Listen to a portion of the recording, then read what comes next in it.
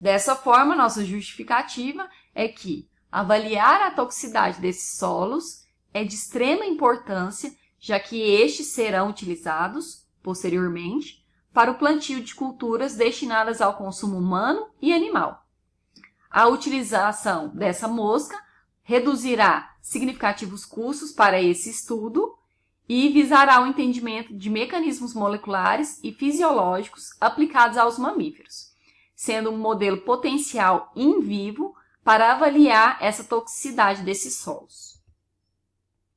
E então, nosso objetivo será avaliar a toxicidade de solos adubados com diferentes sistemas de distribuição de vinhaça, utilizando Drosophila melanogaster como organismo modelo, validando seu uso como um modelo alternativo, eficiente e econômico para o estudo de solos, destinados ao plantio de alimentos para consumo animal e humano. Dessa forma, avaliaremos morfológica e fisiologicamente as drosófilas tratadas com diferentes concentrações de solos, adubados de formas diferentes com vinhaça e nos estágios de desenvolvimento da mosca, e validaremos a utilização dessa drosófila como modelo em vivo para avaliar a toxicidade desses solos.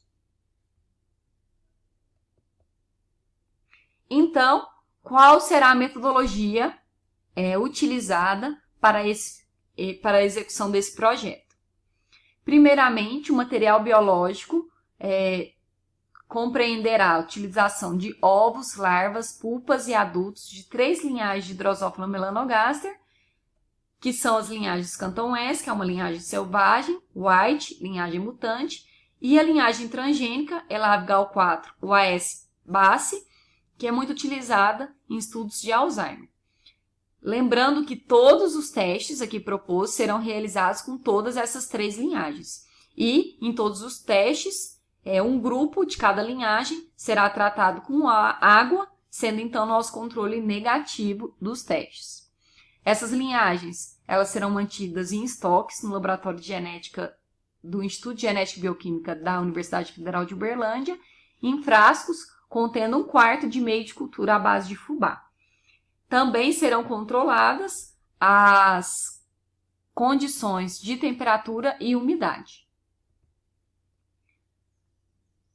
Em relação às amostragens de solos, serão analisados solos de 5 propriedades agrícolas diferentes, cujas terras foram adubadas com vinhaça de cana-de-açúcar por diferentes sistemas de distribuição, que são aqueles 5 que eu citei anteriormente.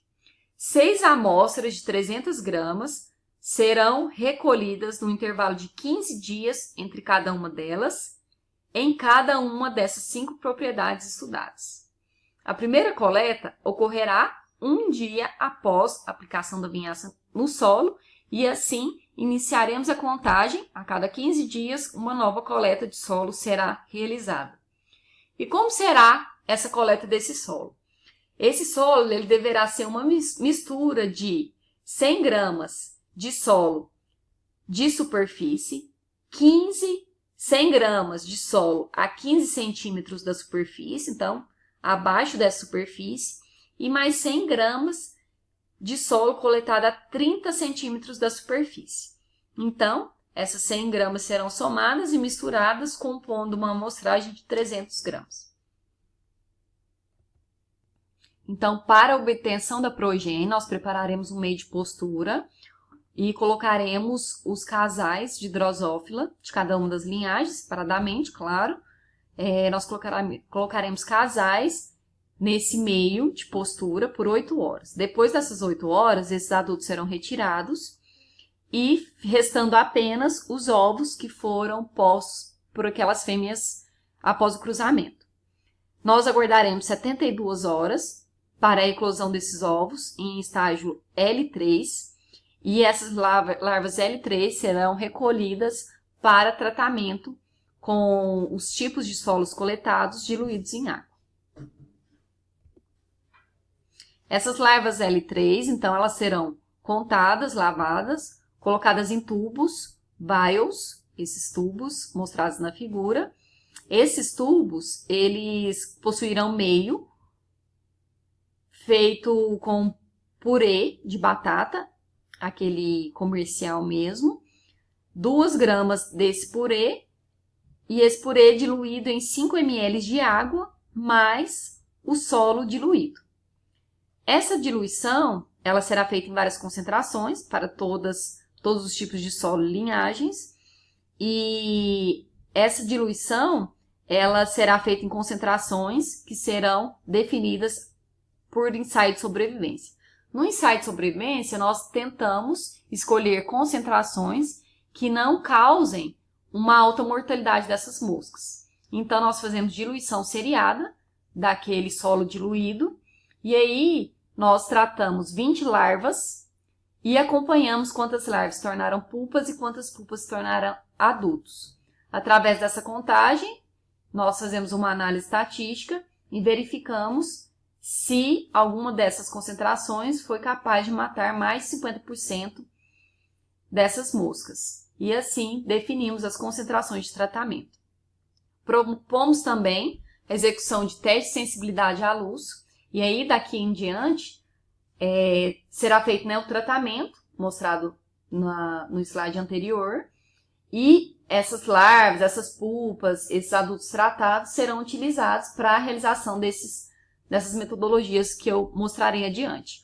A primeira delas é um teste de sensibilidade à luz para detectar a interferência do tratamento com esses solos na visão das moscas. Então, há um aparato para esse teste, um aparato com 3 tubos, aqui nessa quarta figura. Esse tubo é um tubo de ambientação, onde nós colocaremos 10 adultos. Esses adultos eles ficarão aqui por 3 minutos. E depois, esse caminho será aberto e eles poderão escolher entre um caminho claro e um caminho escuro. Por que essa escolha de caminhos? Esse teste ele baseia-se no comportamento da fototaxia da mosca, com preferência por áreas iluminadas, numa condição de normal de visão.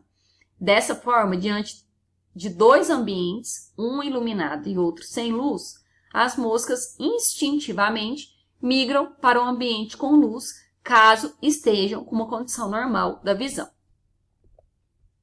Depois nós faremos ensaios de ovoposição e ensaios onde nós acompanharemos o desenvolvimento do ovo em larva e pupa em adulto. Então, nesses testes, nós conseguiríamos ver a influência desse tratamento com o solo no desenvolvimento da mosca. Então, aqui no ensaio de ovoposição, será que a condição de postura dessas moscas, das fêmeas, ela será influenciada por esse tratamento de solos? E se essas moscas que colocaram esses ovos, eles terão algum prejuízo para seguir nos estágios de desenvolvimento da mosca? Então, isso tudo será avaliado. Posteriormente, nós pretendemos verificar a locomoção larval dessa mosca. Então, nós usaremos placas de Petri com agar corado com suco de uva. Colocaremos um estímulo de alimento, ali fermento com açúcar, em uma das extremidades da placa. Colocaremos larvas na outra extremidade e acompanharemos quanto tempo elas levam para atravessar a linha central dessa placa. E assim avaliar se aquele grupo tratado e o não tratado, será que houve um prejuízo nessa motilidade da larva, mostrando uma influência sistêmica negativa daquele solo? Depois disso, nós faremos também um teste de escalada. Esse teste também verifica a motilidade da larva, do adulto. Então, 20 moscas, elas ficarão nesse aparato, nessa posição, ambientando por 15 minutos. Nós bateremos esse aparato 3 vezes e realizaremos filmagens por 20 minutos, repetidas 6 vezes.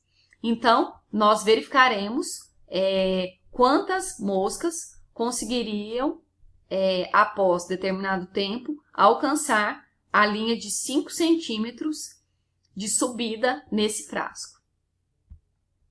Então, aqui mostrando como seria realizado esse teste.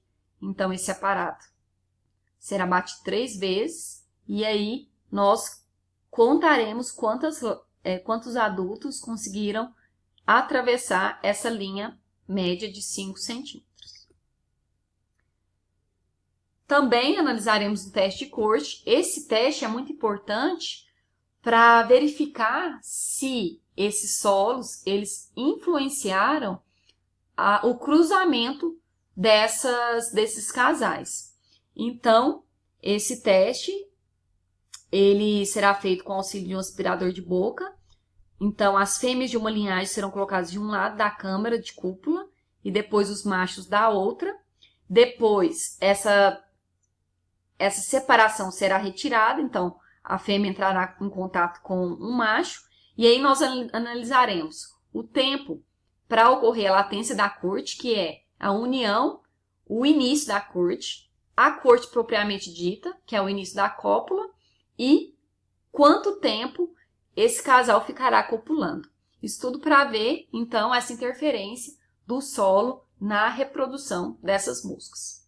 E, por fim, todos esses testes serão analisados estatisticamente utilizando o software GraphPad Prism, a versão 6.0. Então, a execução do projeto é viável devido ao uso de reagentes e materiais de consumo de baixo custo e utilização de laboratórios e equipamentos da própria Universidade Federal de Uberlândia. Então, isso facilita a execução, já que nós temos todos os equipamentos e reagentes necessários para a execução de todas as metodologias.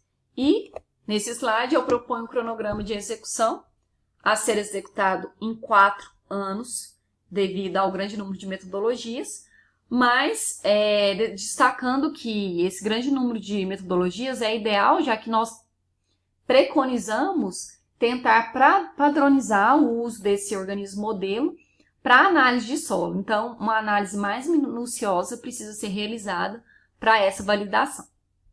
Então, espero que vocês tenham gostado e que tenham compreendido a grande importância ambiental de utilização da Drosophila melanogaster, monitorando esses solos utilizados para cultivo de alimentos que futuramente irão compor a nossa dieta. Então, muito obrigada pela atenção.